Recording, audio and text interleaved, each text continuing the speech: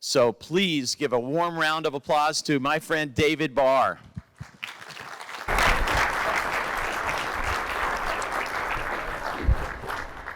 Thank you, sir. Thank you, Red. Good morning. It's great to be here. Thank you, Don and Red and the IFPG team for having me. Excited to be here. Just as we level set, it helps me understand the room. How many of you all are on the franchise development side? I'm presuming almost everyone. On the franchisor side? Franchisees? Okay, the audience I expected, that's good. How many of you have ever been a franchisee? Awesome, awesome. And how many have been in franchising more than 10 years? Great. More than 15? And then I know if I say more than 30, we can look at Brad Fishman. More than 30? Awesome. Good, good. Well, I'm glad to be here. My story a little bit. I've been in franchising since 1991. I started my career in franchising with Pizza Hut after being at Price Waterhouse. So a finance guy, oftentimes call myself a finance guy turned operator, turned strategist, turned investor. And isn't that what life's all about, right? We're constantly evolving and changing. And I think in large part some of the discussion we'll have today. So the current boards that I sit on as a franchisor or investor, Red mentioned Franworth. Franworth is what we'll call boutique growth company investor. We do so through providing franchise services to emerging brands. Today we work with Lash Lounge, City Row, recently just signed a joint venture in the last 2 weeks with Madison Reed Franchising, and then Live Well. In addition, an investor at Title Boxing for the last 3 or 4 years, have been there, Capriati Sandwich Shops, Bright Star Care, Your Pie, and one that people at least find interesting is Domino's Pizza China. So I've been an investor there the last 5 years, it was very opportunistic. I wasn't going to tell the story, but I'll tell the story just because I find it interesting. So in a wild way, I was in Hong Kong for a jewelry business. So I have another life that most people don't know, and that's working with most of the major diamond manufacturers in the world. And in doing so, I was in Hong Kong on a diamond buy. I was walking down the street of Hong Kong, and I ran into an old Pizza Hut buddy. And I said, "What are you doing here?" And he said, "I'm going to Shanghai tomorrow. I'm just stopping over, and I'm going to go look at buying some Subways." And I said, "I'm in Shanghai tomorrow." So I said, "Can I join you in your meeting?" I went to the meeting because I'm curious and I just wanted to learn. And I was sitting there in the meeting, and the guy who was selling his 50 Subways was Australian, and he was doing so that he could buy 6 Domino's in Beijing. And I listened to it, and I thought later, the guy who's buying the Domino's is the right guy. So I called him up afterwards, and I said, "Can I invest?" And they were putting together a huge platform, of which I became a very small investor. So I ended up investing by the time they had about 12 units. We then went on to get the rights to all of China. We now have 230 units, and we're opening a new restaurant every 3 days in China. And it's really a fabulous story. I tell that story because we don't know where life takes us sometimes, right? I mean, I was literally walking down the street. There's no way I should have been connected to that whole thing. But it's been a fun ride, and I go over to China every 6 weeks now to assist with operations there. As an aside, because I know we have so many females here, which I think is wonderful for franchising, as we talk about diversity. When I first joined Domino's Pizza China, we had 50% expats in our management team, and we had probably 80% male. Today, 5 years later, we're 100% female C-suite and 100% Chinese. And it goes really to, yeah, I think it's wonderful. It really speaks to somewhat the unintended consequences of the one-child policy. So if you're in China and you're only allowed one child, what do? You invest in that child with everything you can. And the females there, you hear of tiger moms, they're beyond tiger moms. I mean, it's really a force to watch, and it's really exciting. And then as a franchisee, as Red mentioned, I'm with KFC, Taco Bell, Capriati's, and Lash Lounge. I had the pleasure, after being at Pizza Hut, of being the CEO of Great American Cookies from 1994 to 98. We had a really nice run. We doubled that business in 3 years, had about 400 units, sold it in 98. I was still fairly young, 34 years old at that time, trying to figure out what to do next. And two KFCs came up on the market in Alex City, Alabama, and Talladega. There you go. And if you're going to buy KFCs, you buy it in Talladega, Alabama. And so I acquired 2 KFCs. Why? Again, I don't know. It seemed like a good purchase. And those 2 KFCs today, I've been blessed since 1998 because of my other positions. I've never had to take a dollar out of that business. I've never put another dollar in. And those 2 KFCs have now acquired 30 KFCs. And we own the real estate on 28 of them. And they're all in small town Alabama. So it's really a nice business. And I have professional management that runs that. And we are now on the pace of acquiring 5 to 6 a year. And it's just really enjoyable. I mentioned that to say, right, franchising can change lives. And that's why you all are here. It's exciting to be part of franchising. I absolutely love it. It's why I give back through IFA. So what I thought I'd do today is talk briefly from an introduction standpoint of just franchising. So I just wanted to give you a broader sense of what's going on in franchising. Okay, not just at IFPG, but just franchising in total. And then subsequent to that, I have a section here called Musings, or I mused a little, but we'll throw out a few stories as time permits. And then at the end, you see these 2 chairs. Red wanted to have a Q&A session. So I don't know what those questions are, but I'm sure with Red, it'll be exciting. We'll come up with something. So let's talk about franchising for a moment. So obviously, franchising is a growth engine in the US.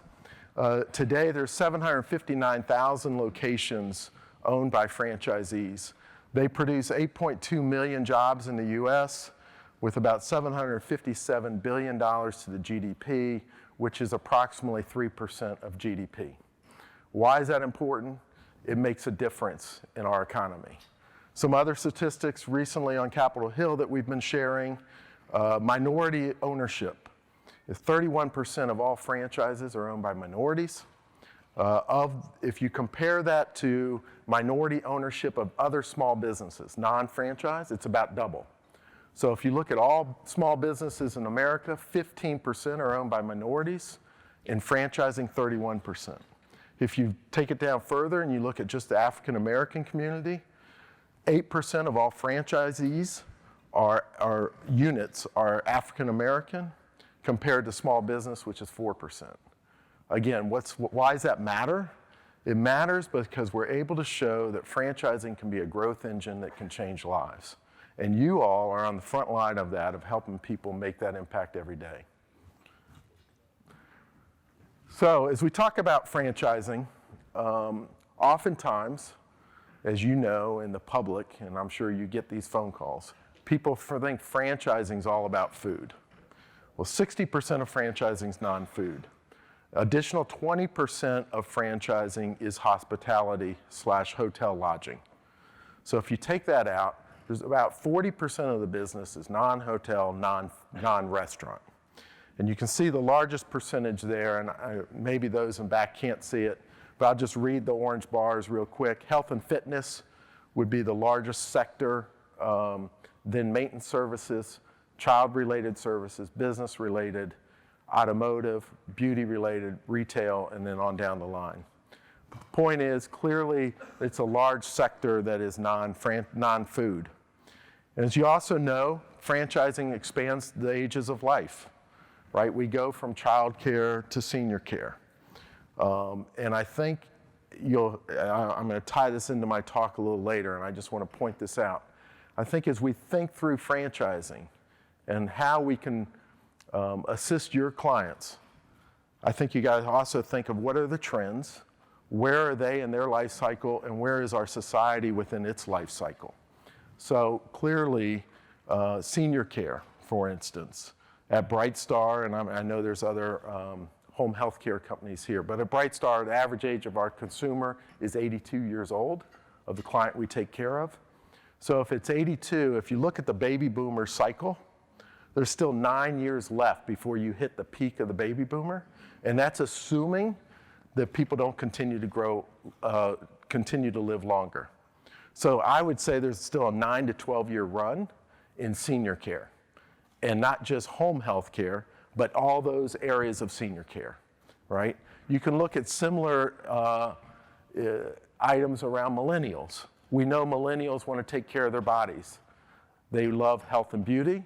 They love fitness. Millennials care about what goes in their body, from we want nutrition, to how do I take care of my body, and then what do I put on my body. So I tend to think of trends as we think of investing in franchising, and I think this chart kind of helps you understand where is it in the sector I want to play. Only 16% of franchisors are greater than 100 units. Why is this important? Because as many of you all know, and I'm going to tie this into the next slide and then I'll come back for you. This slide shows that the market includes 300 new brands every single year. So since 2012, there's been 1,740 brands have begun in franchising. That averages 300 new ones every single year.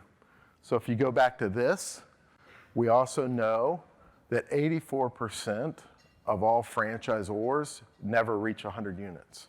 Now, why is that important? I do think this is important for franchising, and there might be, and I'll caution, there might be some franchisors here under 100 units who will take exception to what I'm about to say. And this is a generalization, and I say it for franchising.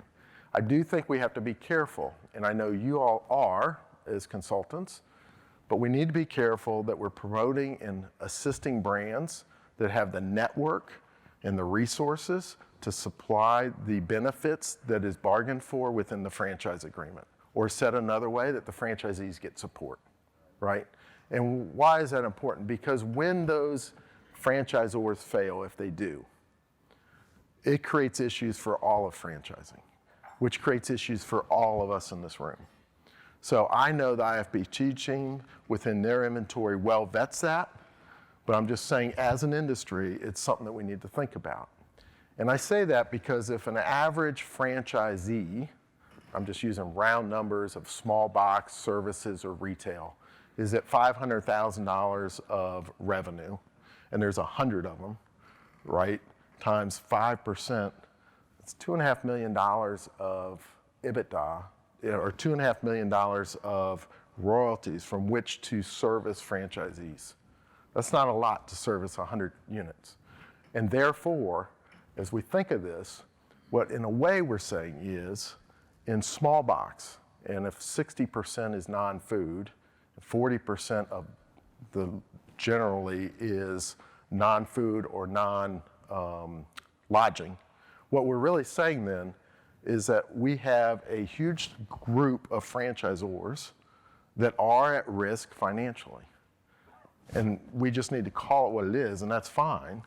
But I'm just suggesting it's a way of looking at intellectual capital and financial capital and how it relates to your clients.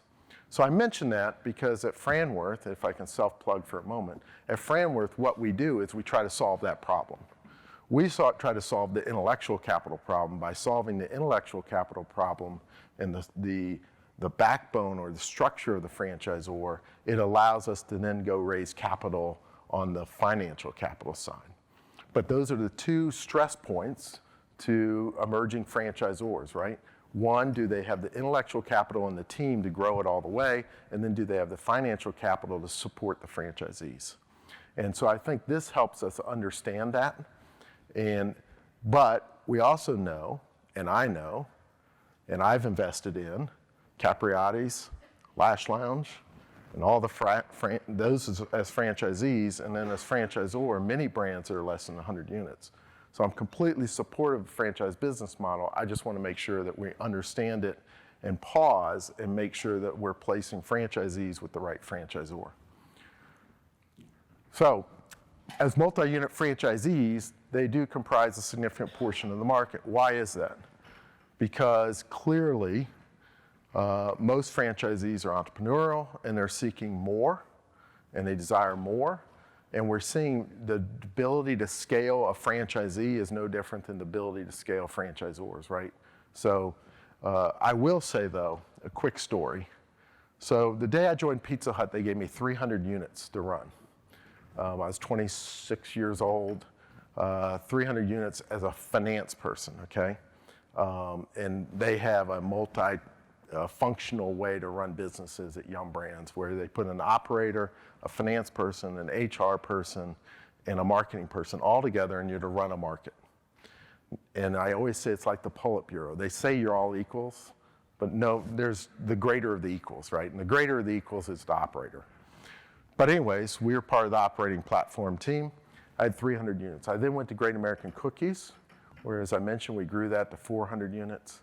And then 1998, I popped out and I bought 2 KFCs. And it was like, hello, because I quickly realized how hard it is to run 2 units. I had never run 2 units. I'd run 300, I found that pretty easy. I'd run 400, I found that pretty easy. But 2 units, I remember the first Friday night, a manager called me and said, the fryer's down. Well, okay. And I'm saying, what are you doing about that? And he's like, what should I do about that? I'm like, I don't know, what do you want to do about that? I would suggest you go get that thing fixed. That's what I'd suggest. But I quickly realized, I then said, well, you know, we'll just naturally grow here. And I bought another unit. Actually, I don't know why I'm telling this story, but I pulled up the gentleman in Leeds, Alabama. Anybody heard of Leeds, Alabama? Many of the men here have heard of it, you just don't remember it. It's the home of Charles Barkley. So Leeds, Alabama, pull up, and the gentleman there who was selling his KFC also owned a Dairy Queen. And he literally said to me, I'll meet you at 4 p.m., booth 3 at the Dairy Queen. Booth 3. Didn't want to go sit down at the wrong booth. So I ended up meeting with him over and over. And I literally we used to wear like suits at the office at Great American. I used to have jeans in my car because I'd have to leave the office and run because I was selling Great American and buying 2 KFCs. And I'd go talk to this guy. It was just crazy. But anyways, we went to the KFC and it was deteriorated and old and just terrible. And this is back in the early 90s when the franchisee and franchisor were fighting each other. And because KFC was fighting so much over 10 years of lawsuits, that system, that is why, in my opinion, Chick-fil-A exists today. It's because you had a franchisor and franchisee who fought so much, they couldn't see anything else that was going on. And they should have been in the chicken sandwich business, but they weren't. So they just fought and fought. Well, anyways, as a result, no units ever got improved upon. And I pulled up to this unit and literally the roof on one corner was hanging halfway to the floor. And I said, well, Richard, this roof's about to cave in. He goes, you can just jack that thing up. You'll be fine. So anyways, that was my 3rd unit I bought. We literally ended up bulldozing it. Back in those days, I worked the units. I lived at the Days Inn next door for about 6 weeks. I worked that unit every day, and I'm proud to say every single day I got tips. Every single day. And I tried to show my people that. Like, can you imagine getting a tip at KFC? Right? And every day some old lady would leave me some money here and there, and they'd always say, boy, we'd like to talk to your manager because you're a good employee. So I bought 3, and then I bought another one. And then all of a sudden, and I've used this term repeatedly, it hit me, this is the hell zone. This is absolutely hell. Because why? I couldn't afford anybody else to assist me in the business. When you have 2 or 3 of something, you're just stretched. And I just mentioned that those who've been franchisees know what I'm talking about. When you have multi-location, it's tough until you can get to a volume where you can now hire someone. So I was fortunate. I knew that 300 was really easy. And I knew 2 was hell. So there had to be something in between. And so I decided, and I was blessed enough I could do it, I just poured on the gas, right? I just slammed on the accelerator and said, I'm just gonna buy everything I can buy because then I'll get out of hell. But it hit me that when I was at Great American Cookies, I used to always ask people who would have like 1 great unit or 2, 3, why aren't you building more? Why don't you build?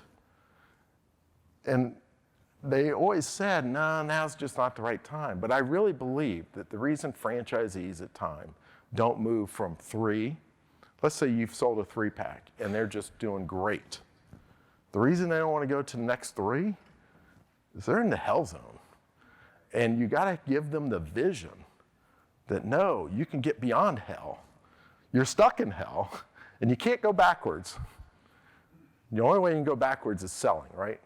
So instead of going backwards, you have to double down. And life is so much easier, generally at about 6 units in most systems. So I just mentioned that to say, I think this is a trend and it's going to continue to be a trend. And I think we're going to continue to see larger and larger franchisees. We're seeing that also in franchisors. I mentioned what we do at Franworth about aggregating shared services and platforms, but we're seeing it at First Service Brands, at Service Master, and we're seeing it in food as well.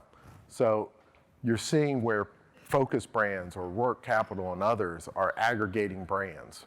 Why is that? Again, it's just about the efficiency of the flow. There's so much shared services in what we do, whether we're franchisors or franchisees.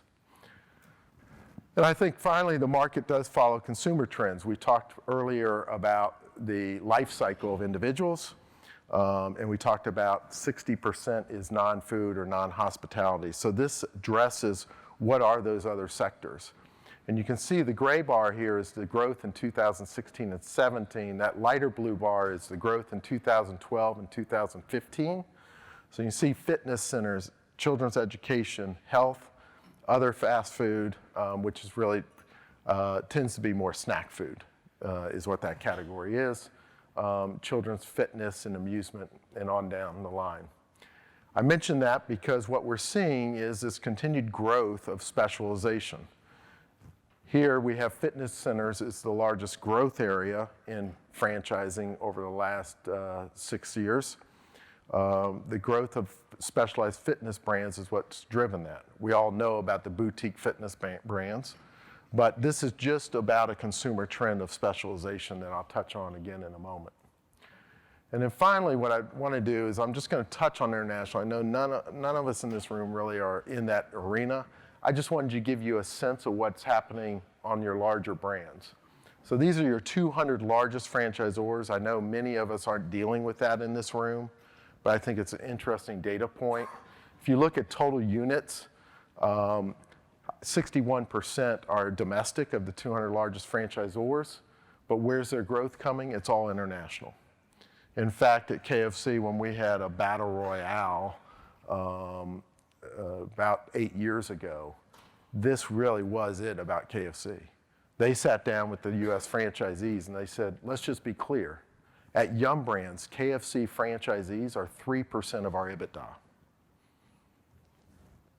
As soon as they say that, right, it kind of level sets the negotiations. Like, they're really saying, you can sit here and scream and yell, we really don't care. And so, even at the big brands, you know, those type of issues arise, but this speaks to where the big brands are seeing their growth, which is almost 100% international. And these are the percentage of units outside of the US. So KFC now, 77% of their units are outside the US. Even Domino's Pizza will have more units outside the US than they have in the US. You can see 7-Eleven, of course, everybody's known for some time, is extremely large in Asia. And you have McDonald's at 60% outside the US as well. So I just wanted to give you that sense of where those brands are growing. And I think it also helps with some of your clientele. Because I know people ask, well, what about this big brand or that big brand? And the fact is, most of the big brands have sold out the US. And they're seeking either add-ons of existing franchisees here in the US, or they're looking for new franchisees internationally. So what I thought I'd do now, if I could, is just touch on a few discussion points. I'm going to talk a little bit, what I call musings, about some learnings that I've had, and then we'll have Red come on up and talk for the balance of it, or if you all have any questions, that'll be fine as well. So as chair of the IFA, I'd be remiss if I didn't at least just mention a couple things from an educational standpoint. I generally don't go down this path, but Red and Don thought maybe I should at least touch on it as we all get level set in education around what's happening in franchising. So how many of you know about joint employer? And honestly, how many do you think you could well define joint employer to someone? Okay, so let me just briefly say it, because I think the more you hear it, you at least understand the issue. The issue is that historically, in the US, under labor law, for the last 200 years, an employee was deemed to be an employee if they were under your direct control. So if you told someone when to show up to work, what they needed to do, what they needed to wear, what time, when they could have overtime, when they couldn't, that's an employee. When you hire a plumber and you say, hey, Mr. Plumber, come in and fix this, and they say, I'm showing up at 2 p.m., I'm gonna wear jeans, I'm gonna fix it the way I wanna fix it, and I'm gonna leave an invoice, that's an independent contractor, right? You have no direct control over that. Under the Obama administration, there was a general thought that manufacturers, franchisors, and others were fracturing, that's their term, fracturing the employment base, and therefore absconding away or pushing away any liability with employees by subcontracting everything. So if you think of Ford Motor, at one time, obviously, they probably made the brakes way back when, and then they said, well, we'll just have this subsidiary, right? Or GM had Delco batteries. And that was the beginning of a trend of we'll just set up a separate subsidiary, and that subsidiary will do the business, and therefore they're a contractor, and we're independent from that. And that initially was done to fracture out unions in large manufacturing back in the 30s and 40s. More recently, it has been viewed under labor that they think that's exactly what we're doing in franchising. That really McDonald's is the employer of all McDonald's employees, and they direct what to wear, they direct how to cook the burgers, they are truly direct. And we've, of course, argued they're indirect. So then the Obama administration came out and said, you know, it doesn't even really matter whether it's direct or indirect. We think you can be the employer if you have indirect control under certain circumstances. Why does that matter? Why does that matter is ultimately it creates a natural void between the franchisor and franchisee, meaning what will happen is franchisee has a labor issue, let's say wage hour, didn't pay overtime. This franchisor can now get sued. The franchisor is going to what? They're going to pay out a larger settlement. There's an indemnification in the franchise clause. Who's going to actually pay it? The franchisee. So that creates that natural tension. The bigger tension here, though, is around unionization. Because once you're able to say McDonald's as a whole is one employer, it's one vote. Nationwide, done. And you unionize all of it. Why does that matter? It might not matter to many of the brands here, might not matter to me if I'm a franchisor of some of the brands I'm a franchisor of, because that's not going to happen tomorrow. But long term, that's the trend. And that's the joint employment discussion that you hear from IFA that everybody gets agitated about, okay? Now, more recently, AB5 occurred in California. As some of you all might know it as the Uber and Lyft bill. Have you read about that over the last few weeks? Okay, so what they're essentially saying is this same discussion, that Uber and Lyft are really employers. That Uber and Lyft drivers cannot be independent contractors, but they're employees. Why does that matter? I think it's, candidly, I've never found an Uber and Lyft driver who says, I want to get scheduled when I have to work. What's the one thing they love? Flexibility, right? I can be on, I can be off. I can go to my kid's soccer game, I can be driving immediately after. They lose all flexibility because what would happen? If they're deemed employees, now they have to be deemed to get minimum wage. They're deemed to get minimum wage and overtime. If they're deemed to get minimum wage, every Uber driver in the city of Miami will log on at midnight and log off at 6 a.m. and get minimum wage, right? Why wouldn't you? So by definition, they're going to have to get scheduled. And then once they have to start getting scheduled, they can't work overtime. I just think it's wonderful that Uber's allowed people to go work 60 hours a week, 80 hours a week. Be entrepreneurial, work your ass off, make as much money as you want to make. But this would limit that to 40 hours. How does this all relate to franchising? AB5 is established, the way they establish this is what's called an independent contractor ABC rule. There's 3 tests, the A test, B test, C test. The B test, all franchising will fail every single time. So by definition, franchisees are employees of franchisors in the state of California beginning January 1st. If that's the case, we don't know what that means at this point in the state of California. Does that mean when you terminate a franchisee as a franchisor, that franchisee can sue you for past wages? If they're an employee? We don't know. We don't think so, but we don't know. Does that mean that when a franchisee's employees want to sue because they weren't paid overtime, by definition, they must be an employee of the franchisor? So they could go directly and just sue the franchisor. So this is the type of stuff that we get agitated about at IFA. I know for most of you, it's just like waka, waka, waka. And I get it, because I get kind of tired of it myself. But I will say this is the good fight that I think there are people out there fighting. And we need your engagement, involvement at times. So for instance, how many of you are from California? Okay. There's going to be a need at some point for us to not show up with 10 people at the State House and say franchising is important. To really have a voice, we're going to have to show up with like 500. And not with picket signs, but actual real people sitting there just talking to state legislators saying, are you crazy? Right? Are you out of your mind? But that's the type of discussion. So enough political and legal. You will not hear that again from me. That was a quick pitch. Real quick on some themes. So as I think of franchising, I do think of themes, and I think of, and I say this from an investor standpoint. So number one is I think of what I'm personally investing in. I don't want to invest in anything that competes against Amazon. I just don't think I'm smart enough or big enough to compete against Amazon. So I tend to think of, are there businesses that are non-Amazon? Fortunately, in franchising, most of our businesses are that. There are some retail businesses, I would say, compete, but I do think we got to be careful about where even Amazon's going.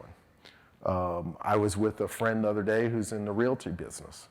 I didn't know that if you go on Amazon, you ask to hire a realtor. They now have Amazon realtors, right? And when you do that, it's an automatic phone call to their registry of realtors. She's with Caldwell Banker, okay, which she gets a phone call. If she does not answer that call within 10 seconds, it automatically rolls to the next realtor. So at Amazon, when you've hit I want a realtor, you get a live realtor automatically, because it's rolling every 10 rings. And then what happens is the benefit for the purchaser is that Amazon will completely outfit your new home. Alexa, all smart, everything's smart in the house. They will do that. Where's that money come from? The commission of the realtor, right? Because the realtor wasn't going to get the lead, so now the realtor's taking less lead, and meanwhile the purchaser got a completely smart home. I only mention that to say, I think where Amazon can go, or where Amazon-like can go, is any number of places. And I think we at least need to be aware of it. I personally am trying to stay away from competing in that space. I think the other thing I continue to see is convenience and customization. I'll talk about this from a food perspective first. From a food perspective, third-party aggregators, DoorDash, Uber Eats, Grubhub, anybody use them? Okay. Actually, raise your hand if you've ever used them. That's fairly light. If you look at the stats in America, that is the fastest growing segment of food today, and it's moving rather rapidly. Similar, how many here own an Alexa or other voice activated? Okay, so we'll come back and talk about that in a moment. But when we talk about customization and convenience, the world used to be, you wanted carry out, and then it was drive through, right? So 80% of all fast food is going through the drive through. You can almost take those boxes and just shrink them because the business goes through the drive through. And therefore the third party delivery is just playing further to that convenience of the individual who just wants to sit on the couch, right? I'm not even gonna get up. I'm just gonna sit on my couch, watch some football, and eat all day long. So that's convenience. Customization, you see customization in food with fast casual, right? What we call down the line, whether that's fast casual pizza, we saw it in sandwiches, you see it in Chipotle. Over and over, you just see, I want the ability to customize what I want. Now, how does that play out? We just saw in health and fitness, it plays out with specialization. It plays out with the desire that I don't want my boot camp workout like this, I want it like that. And we get specialization even within boot camps, right? Or we get specialization into, I don't want to just do cycling, I want to do rowing. And so we see this ongoing specialization and the desire that I want what I want, when I want it, and I want it now. But specifically, I want it tailored to me. And so we'll continue to see that theme, I think. And I think that's, if you step back, we went from big box, which was in a way convenient. The reason big box worked is at one time that was defined as convenience, right? You had Walmart, you just knew you could go there and you'd get it. It'd be somewhere in those aisles. You might not have anybody to help you, but you'll figure it out if you keep looking. So you could go from big box to now, you then had the internet, which enabled people to still find what they want, but in a more specialized way. And so now we're seeing that develop further in small box. The last area I'd say is automation and artificial intelligence. How many have really touched around artificial intelligence? And I just encourage you, I probably won't see many hands, I encourage you to keep reading around artificial intelligence. It's going to change the world. I really believe that. Machine learning and artificial intelligence will change the world, which is why I even asked about Alexa. Think of the world in the future where you tie Alexa into third-party delivery for food, and people aren't going to say, I want a burger. And if they do, Alexa's going to go get you the nearest burger. But where you want to be truly is have a brand. You want to be able to say, I want a Whopper, I want a Big Mac, or a Capriati's, we want a Bobby, or we want a Capstrami, right? The ability to sub-brand is going to be really important, I think, in the future, because it's going to be around this voice activation. And ultimately, it's going to be about owning the consumer experience. And I think AI is going to help define what that consumer experience is. And I don't know how that's going to play out in many of the brands that are represented here today. There's no qualification or suggestion I know that. But I do know AI is going to change the world, and it's going to change the way in which we interact with brands. We're tight on time, so I'll just pick out a few. We've touched on kind of emerging versus established brands as a learning of franchisor. I would just say to my franchisor friends here, to really be successful in this business, you got to continue to forward invest. And just when everyone says you're going to be profitable next year, I generally say you won't be. And I say that to say it's just not easy. And you just got to continue to forward invest. And the way in which you forward invest will allow your franchisees to be successful. And ultimately, if your franchisees are successful, you'll have a great system. And I know I see friends like Michael over here that know that. But some of you who might be newer to franchising, it just feels like it's ever elusive, like next year's the big year, and you're always there, but you need to just keep pushing it as a franchisor. Franchisee, I talked about the Hell Zone. I saw many hands here that have been franchisees before. You know it's hard work, but I also know that it can impact and allow people to achieve their dreams. As an individual, and now I'm talking to you as consultants, I would just encourage you to continue to innovate, to really focus on what's your value add knowledge. What's the knowledge that you're truly bringing to your clients that's value add? And focus there and get deeper. I think about where the trends are going. I think sometimes we get so involved maybe in our own respective brands that we don't step back for a moment and say, what's the forest from the trees? Where's the consumer going? Where's franchising going? Where's the economy going? And lastly, and this is just how I lead my life, I'd ask you to be purposeful, right? We wake up every day, we have a sense of what we want to accomplish, and we can make a difference as human beings.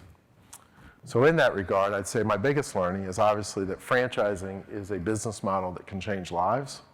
I know it's changed mine. I hope it's changing yours daily, and I appreciate being here. Thank you.